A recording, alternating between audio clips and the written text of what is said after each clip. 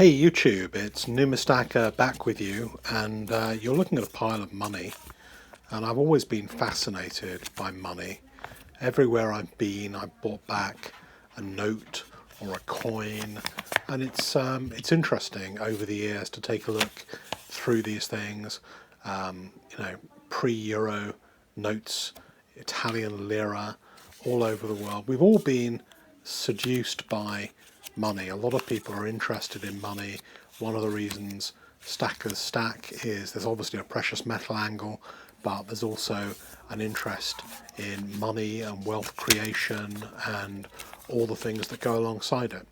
It's interesting in a way. It's always fascinated me how few numismatists, how few stackers, how few people seem to be interested in wealth creation. If you look at the average video on YouTube over a period of time, some of them get a couple of thousand people looking at them, a lot of wisdom in these videos sometimes, but quite a small audience really. If I look at a video on how to put on makeup or a new car or travel or pretty much any other subject, you immediately see viewing figures of 100,000, 200,000. Certainly many more people interested in not creating wealth as opposed to creating wealth. And I've always been fascinated in collecting coins and precious metals and gold and silver, partly because of its inherent interest and partly because it's tied into the idea of creating wealth in an interesting way.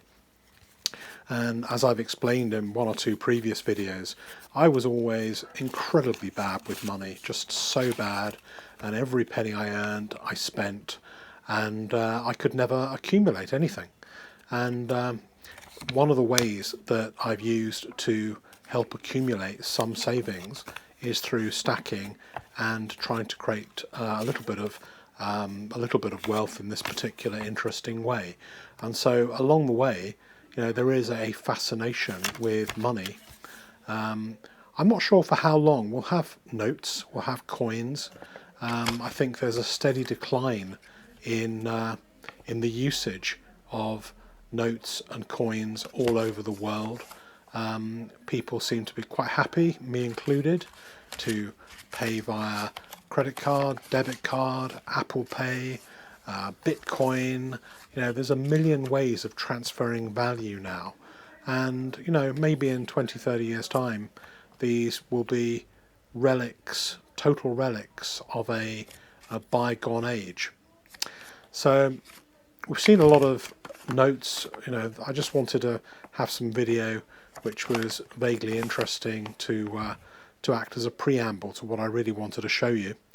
Most of my audience is American. There's quite a few. It's probably 80% American, 20% UK and Europe. And so you guys are mostly interested in the dollar. The dollar, $1 has 100 cents in it. Sometimes you guys call them pennies after our pennies. Over in the UK where I am, we use pounds. We've never joined the euro. We still have sterling, pounds with our amazing queen right on it. And the coin I wanted to show you today needs a bit of an introduction. So I just wanted to talk to you a little bit about coinage and history, because you Americans and us now, we have decimalization. Everything's divided into units of 10. It wasn't always that way. Before 1969, pre-decimal, we had a different way of doing things. Everything in recent history before 1969 was based on a penny. There were 12 pennies to a shilling, and the penny, and in fact, if you've seen some of the big old pennies, we even had a 2 penny, the cartwheel penny of the 1700s, which was interesting.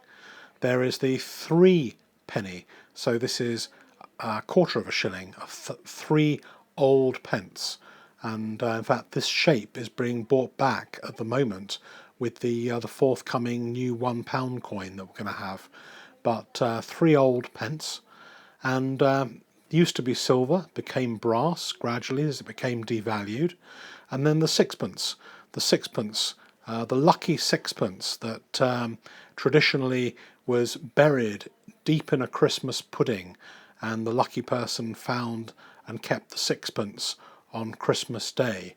I used to love sixpences, and you had machines which sixpences fitted into. Sixpence bought a pint of milk when I was a kid, after swimming and stuff like that. The shilling, famous for it's also called a bob, one bob. A shilling is a bob, and when the Boy Scouts came round to the house to do work, they used to have the bobber job week, and every job was a shilling to be paid for them. And if you were pretty well off as a kid, and obviously I only knew a few years of pre-decimal coinage myself. I'm not that old. Anyway, so if you were very well off, you had a half crown, and a half crown might have been, pocket money for a month, or in Victorian times it could have been somebody's wages, I guess, for a week or something like that. So half a crown is 2 shillings and sixpence. So 2 shillings and sixpence, one shilling is 12 old pence. Then our biggest regular coin tended to be used for ceremonial occasions, and that was the crown. The crown was 5 shillings. And those were the kind of coins that I saw a little bit when I was growing up. We regularly saw old rub Victorian pennies and old shillings that you could barely make out the date. Sometimes we saw a crown. But the coin I want to show you today is slightly different and quite unusual. What I'm showing you here is not the coin that I'm going to be showing you in a minute, but this is a fourpence. The number 4 doesn't feature very often in coinage in the UK, or in fact America. So this is a fourpence, and it was called a groat. So fourpence was a groat. They didn't make them very much, and the number 4 also features on American coins that are very special. And let's take a look at this one, which is a stellar, a $4 gold coin. Each of these is worth a king's ransom.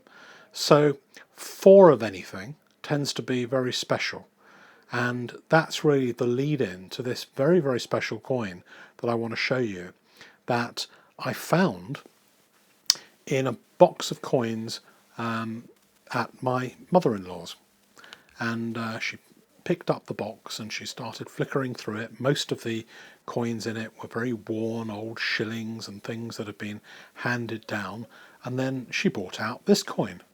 And I'd never seen one of these coins before. I took it home to take a look at what it was. I thought it might have been a crown or something like that, but in fact it is a double florin. Okay, so that requires some explanation. 2 shillings. 1 shilling is 12 old pence. 2 shillings is 24 old pence. A florin is another alternative name for 2 shillings. So a 2 shilling piece, also newly known as a 10 pence piece, 2 shillings was a florin. So a double florin is 48 old pence, or 2 times 2 shillings. And they produced a few of these only in a very few years. I've never seen one. I've never come across one. It may be that they're not really that rare. The catalogues put this kind of coin at between maybe $100 and $150. It's not a major rarity. It's not fabulously expensive, but it is very unusual and very distinctive, and I'll probably never see another one or come across another one. I have come across, when I was a kid, half crowns. I've come across crowns, so I've come across 2 shillings and sixpence and 5 shillings.